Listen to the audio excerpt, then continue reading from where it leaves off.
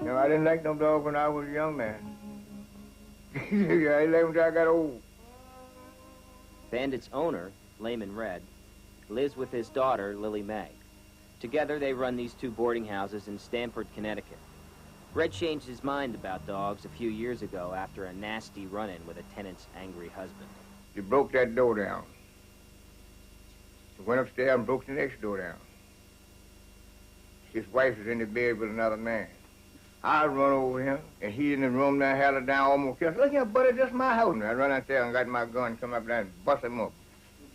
And cost me right good money and two years of a road. So I said, now I'm going to get me a dog. So I got me a dog. Now y'all done took my dog. Took my gun and dog. Ain't got no kind of ammunition now. You don't feed a dog all the year, all this food and all this stuff, and then he's going to sit up there and look at you. You don't need him. You don't need no dumb dog to sit around and just look at people, and they come in and kill you. You need some.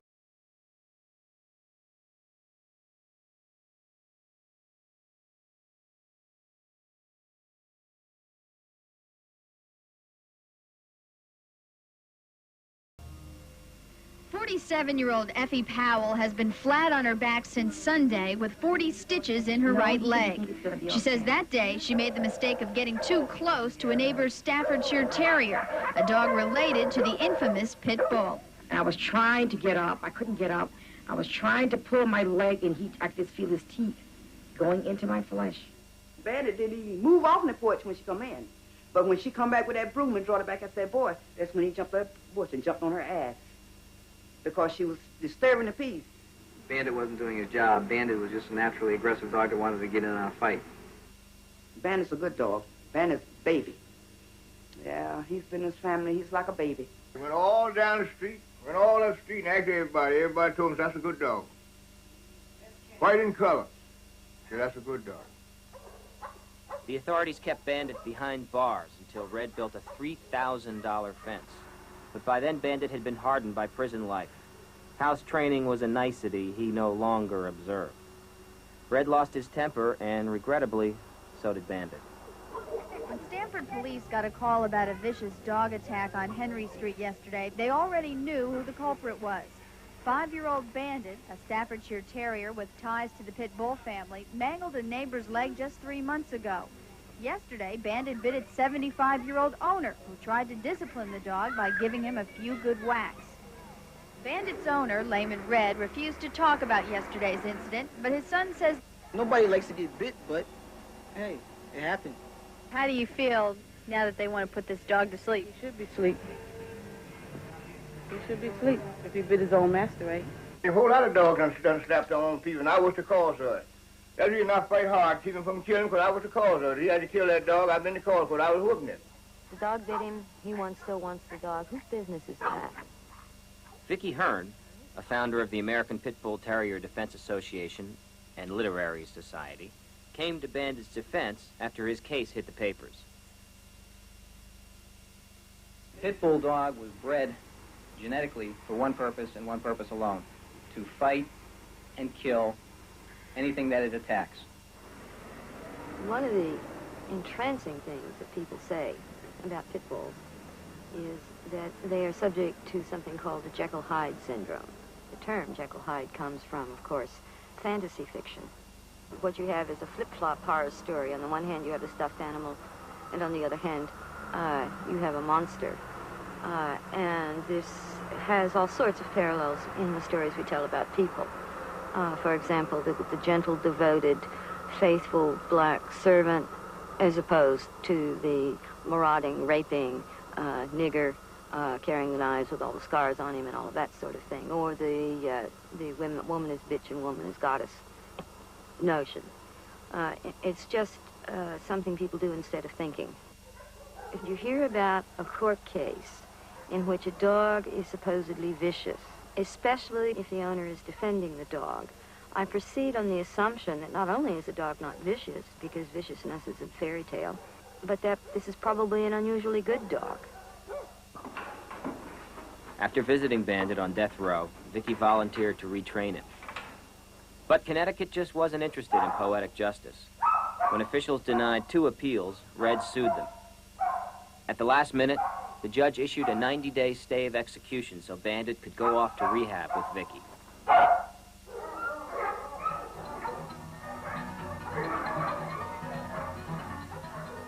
Bandit, the pit bull terrier with a history of biting, is going to obedience school. Today, Judge Harold Dean agreed to spare the dog long enough for it to go through 3 months of training in upstate Connecticut. This afternoon, Bandit had to be tranquilized before he could be taken to the Silver Trails kennel with nationally known dog trainer Vicky Hearn here in Westbrook, Connecticut. Bandit, heel. Bandit!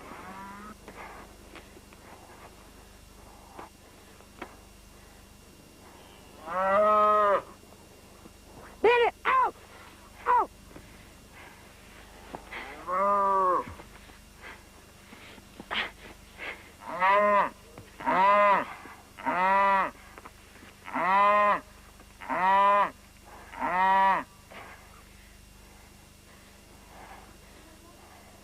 You get the camera out of the way. Yeah, get out of the way.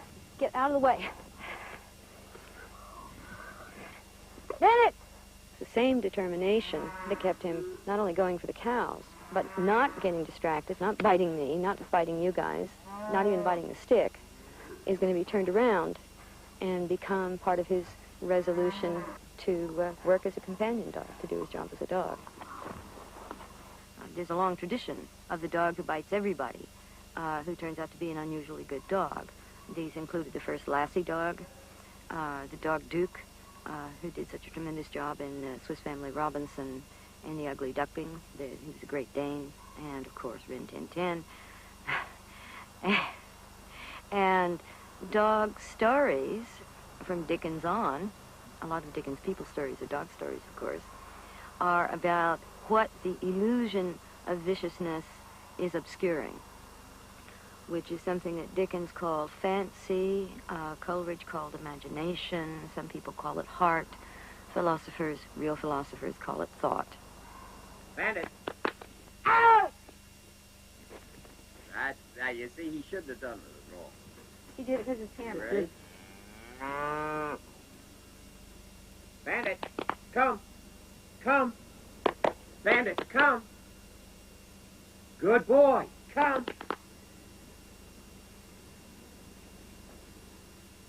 Bandit, heel. Good boy. Bandit, okay. Bandit, come. Good boy. Good puppy. What a good boy. Oh, he's so good. What a good boy. Give me your fella. Yes. Yes. That's You're what pretty you call good. total control. Vicky worked with Bandit every day, always coming up with some new temptation, some new challenge to test his mettle. But the clock was constantly ticking on Bandit's 90-day reprieve. And every once in a while, a nasty reminder of the price of failure came wafting over the kennel grounds. You see, the owner of Silver Trails, Bandit's host, George Bernard, runs a little side business. This is a crematorium for animals. It is the final resting place of most dogs who are put to sleep by the veterinarians for whatever reason. Yikes. With the trail's end so close, Vicky came up with a plan. She would submit Bandit to a battery of tests devised by the American Temperament Testing Association. A passing grade from an independent panel of experts might help overturn Canine Control's death sentence. What's going to train the dog is bringing him back time after time, and he's going to start more and more often making his own decision to sit quietly.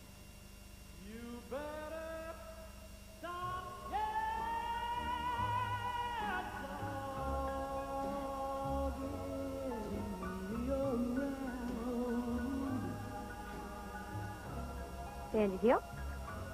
Good boy. Eagle.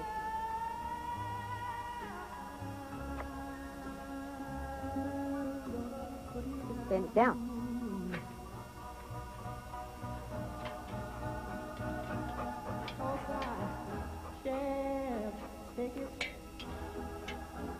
Much longer, my heart's getting weak. It's not getting any stronger. I don't mind yourself a real good time. Yeah. What you trying to do? Oh, trying to make me lose my mind. You better stop. Yeah, dogging me around. If you don't stop,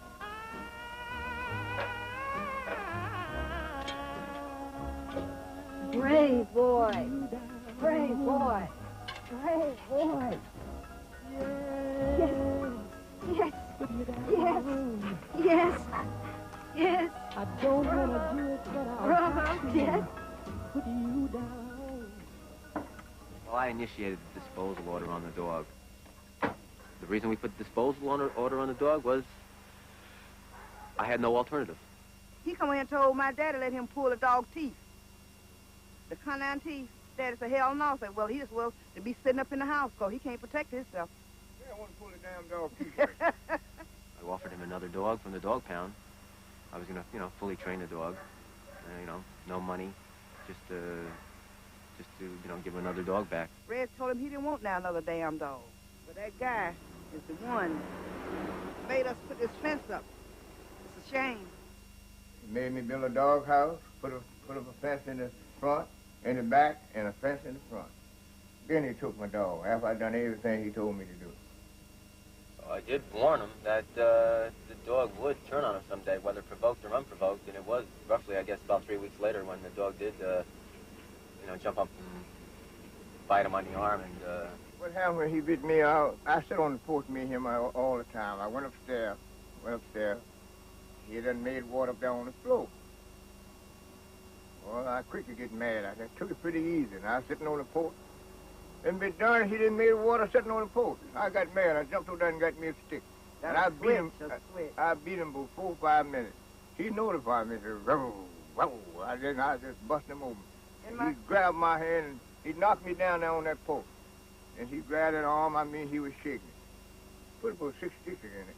Never did that before. Never. I was the cause of that. That's the reason I fight for him. I was saying if I had to hit that dog, he never would have bit me. you should be able to have control over your animal. It's like putting basically a gun into somebody's hands and them not knowing what to really basically do with it.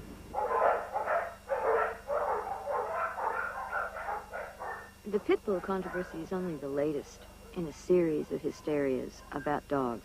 In England, in the first part of the 19th century, collies and bulldogs were supposed to be vicious because they belonged to the lower classes. Hitler said Dobermans were vicious because they were of impure blood and therefore unstable, like the Jews. While Hitler was saying that, America was saying that German Shepherds were vicious because they're Nazi dogs. This has been going on for a while, but it's never about the breed involved. One of the things it's about is some political program. In the case of pit bulls, the stuff about pit bulls is used to consolidate class and racial hostility. Because what does everybody know about a pit bull owner? They are poor, black, Hispanic, nasty, and vicious. And in Bandit's case, one of the things that's happened is people have called up asking me how I would feel about finding a good home for Bandit. They use the phrase, that environment. Well, what about happens when we do return him to that environment? Which, of course, is just flat-out racism. That environment, right? That horrible, vicious old man, Mr. Red. I don't see why y'all took that dog. That dog They ain't did done not it. take the dog, Red. Why you took that dog? They didn't take him. They didn't.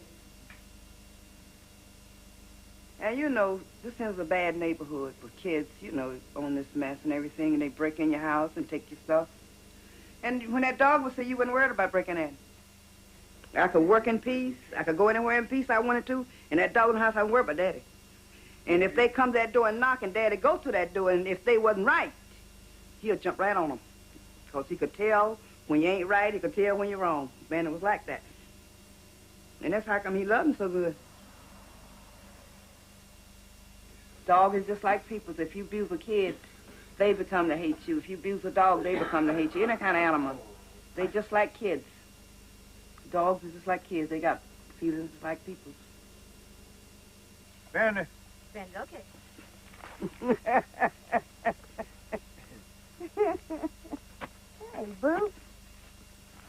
Bandit was asking when he think he gonna get him back, but probably be a while now, I guess. Right? What? She said it'll be a while. There's some more things, but them the people's complicated, Daddy. They got a lot against Bandit, you know. Now the man took my gun, and y'all done took my dog. Y'all, she didn't take him now. She didn't take him. She didn't don't take have him. bad luck. I'd be happy to be Bandit's son. It's not success as a trainer. Success as a trainer is for him to go home where he belongs. He's not my dog. He's my friend. He's my very deep friend, but he's not my dog. A whole different thing.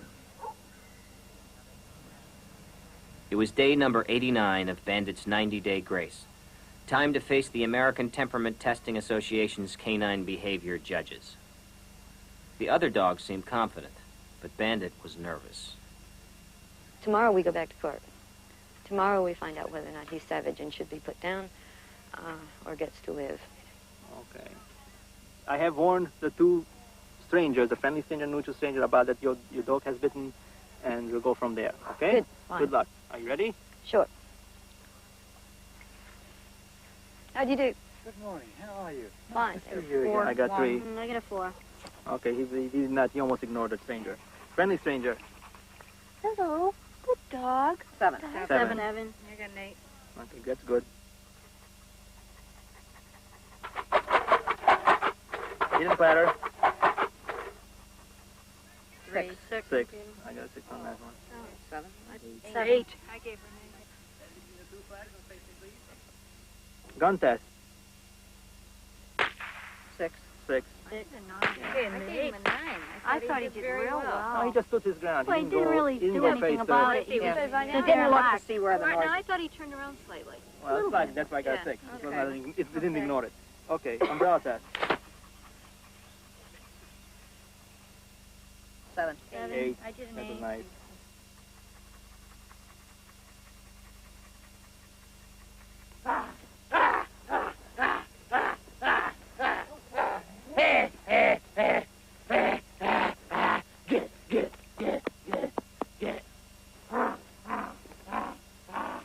Bandit, come.